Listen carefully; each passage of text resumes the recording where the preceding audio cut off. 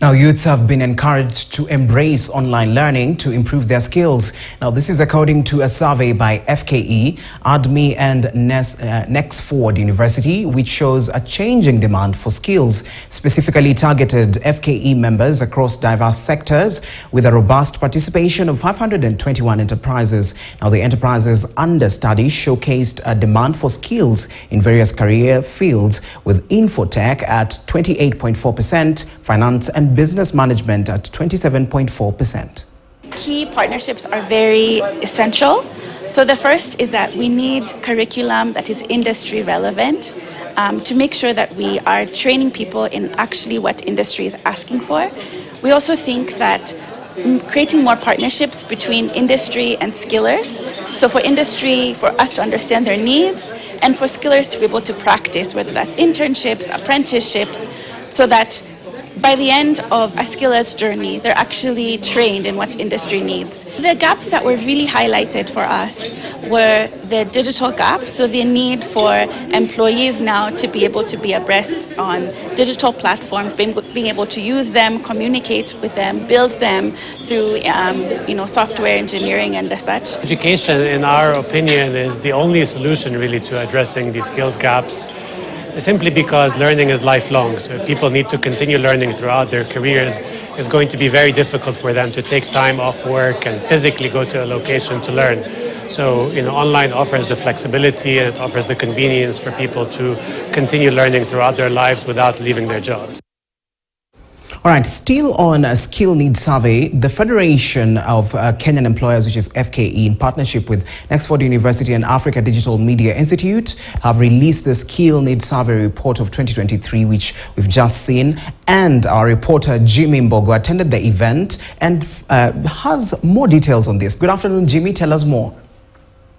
Well, thank you very much, and a very good afternoon to you too, Nyakundi. Yes, this was the launch of the Skills Need Survey report by the Federation of Kenya Employers, of course, as well as ADMI. This was the report that was being launched, and particularly just looking at some of the key skills that employers are looking for in the job market. And of course, the conversation around unemployment has dominated majority of our coverage over the past few years, particularly from the time of COVID going into this year.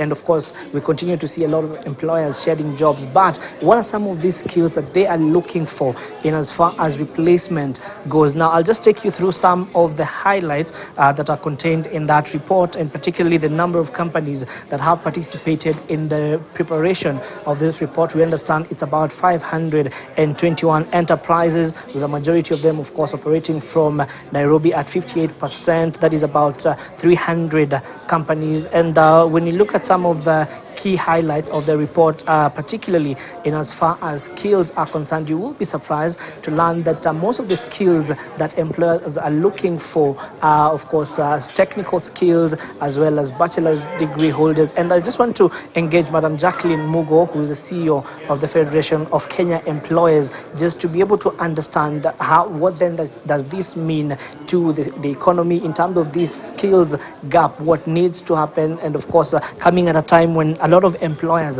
have been complaining about the operating environment, of course. So that means that most of them cannot then go ahead to train some of their employees. Madam Jackie, thank you so much for making time to speak to us. And of course, we know that the operating environment, first of all, hasn't been very favorable to a lot of employers. A lot of them have been complaining about a few things, from taxation to the recovery process. So when you look at this report and the fact that you're calling for more collaboration between sector players in as far as training and skilling some of the workforce. The gap that there is between the needs of the labor market and the qualifications that our young people and any graduates coming out of our learning institutions has. So the report of this survey will inform decisions on policies, on programs in the schools where people are going to get various certificates. And for us, it's very important because when we talk about the skill gaps, we always ask, but what evidence do you have? This is something that reconfirms the outcomes of a survey we did in 2018. 5 years later, the situation is still the same. That industry is saying they cannot find some skills that they need, about 10% of employers are saying that they cannot find the skills to fill the gaps that they have. And yet we know there's a huge unemployment challenge in the country. We're also very clear now that we need to do a lot of collaboration between industry, the world of learning, and government in terms of policies, in terms of the programs that are run in the schools and the colleges and the universities.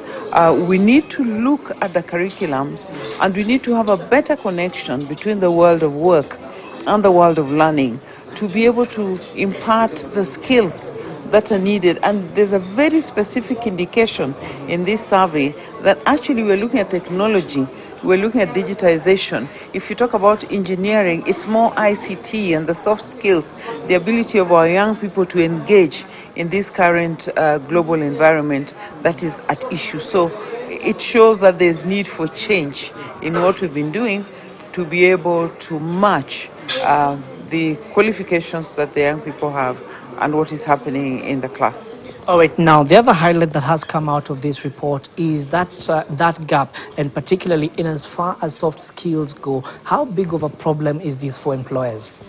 It's a very big problem for employers, the issue of soft skills.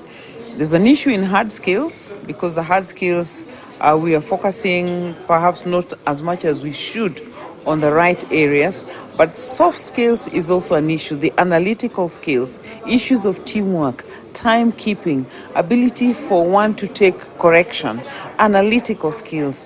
These are gaps that are coming out frequently, and employers are saying that they're having to reinvest. And employers are not trainers. They should be consumers of the final outcomes of the training and the learning institutions, but they're having to invest in that to inculcate the soft skills in the people that they take in. So that is an area again that needs to be built into the curriculums during the phase of learning, so that when a student comes out and gets a degree certificate, a certificate in some technology area, then they both have the hard skills and the soft skills that are needed for them to survive in industry. All right. Now, the other thing that, of course, is of concern to note, particularly from this report, is the fact that hard-to-fill vacancies have increased from 2016 numbers, that is about 16% to about 20%. Now, the question is, why are these hard-to-fill positions becoming even harder to fill over time? The hard-to-fill positions are becoming harder to fill because these hard-to-fill positions are where skills are needed in the new and emerging areas. In this technology-driven world, we're looking at people who are able to communicate in the digital platforms, people who are able to deal with big data and the analysis, people who understand artificial intelligence. And these are areas that are not really getting focus in the curriculums that we have.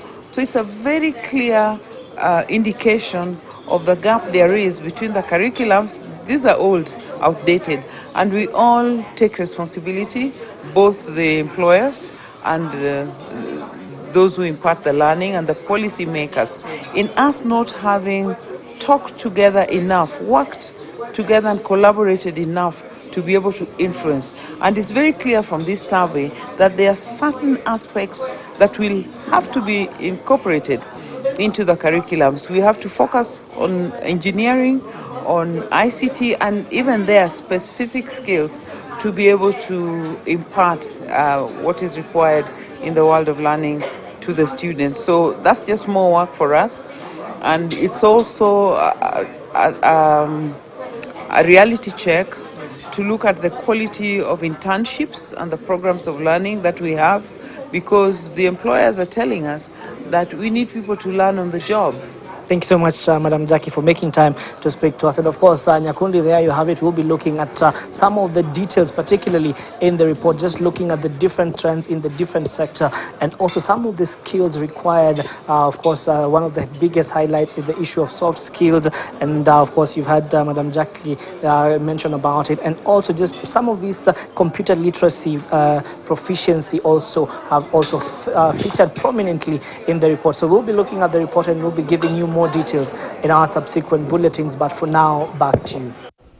All right, Jimmy, thank you.